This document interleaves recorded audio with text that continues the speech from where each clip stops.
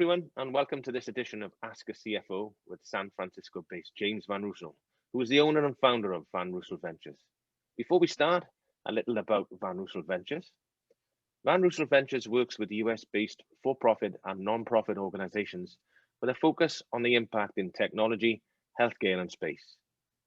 Vanreusel Ventures focus on creating a strong financial platform at the CFO level and having the correct accounting financials, forecasts, liquidity management, annual budgets, audit support, treasury management, capital raising support, and team hiring. Vanreusel Ventures helps you build an internal finance and accounting team that can take over when it's time to transition everything back to you and the business. Okay, James, so in previous episodes, we've talked about how to prepare for an audit, but what actually is the process of an audit? Okay, so I will give the answer from my perspective, not from the auditor's perspective. That'll go through, what they do exactly. But once the audit starts from the company's perspective,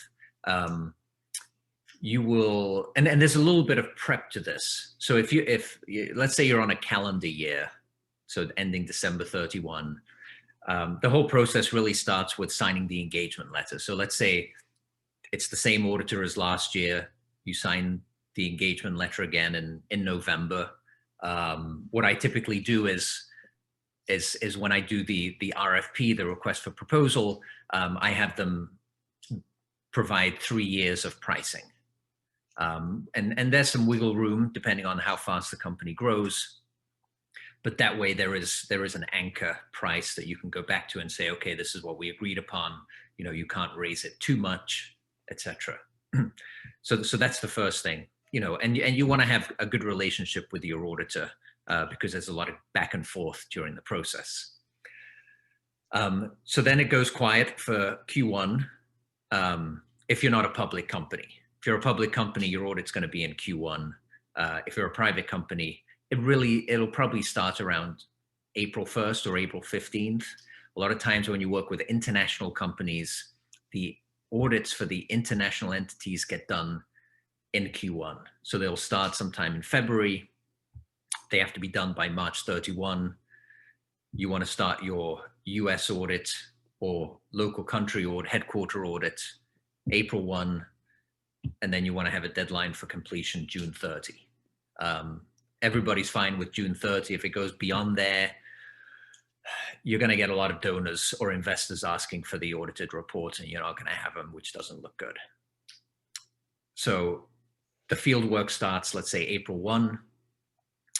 You will have put together what's called a PBC list, which is a list of requests that the auditor sends you. It's a long document. It's kind of like a due diligence document, but it asks for all kinds of detailed stuff. And I'm sure if you Google it, there'll be a template somewhere online. And so basically you send everything you have into a private portal that the auditor has. And then they start their field work and they start testing. And so they will start testing your payroll, and they'll say, great, show me, May's payroll last year, and show me how it was approved.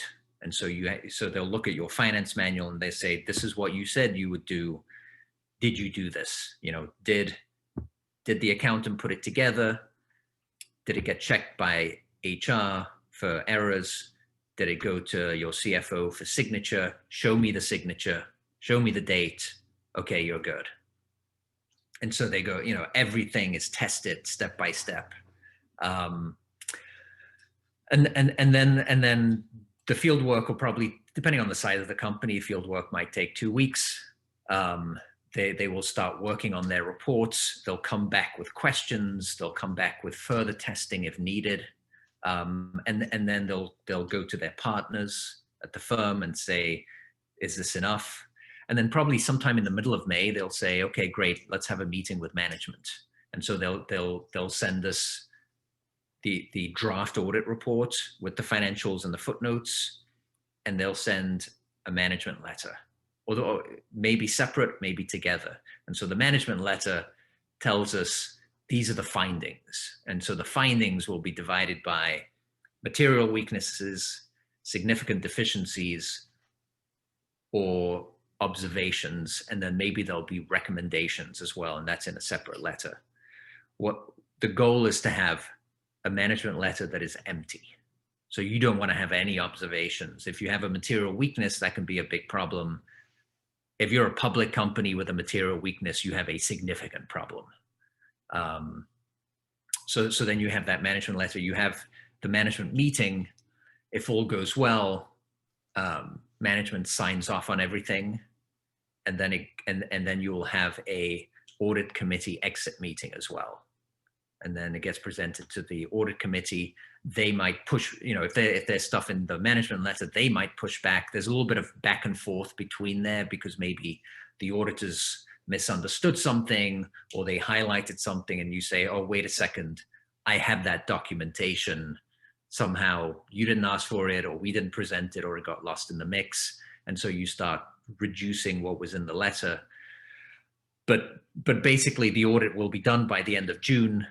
And you will have all the documents from the auditors, and that package will constitute a crucial part of raising money from donors, raising money from investors, going to the bank and getting a credit line. It is at some point a minimum requirement.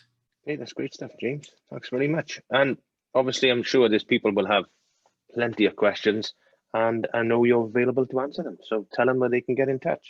Yeah, my email is james@vanreuselventures.com. You can go to the website, get in touch with us, or leave a comment on one of our posts in social media, and me or my team will see it, and we will get back to you.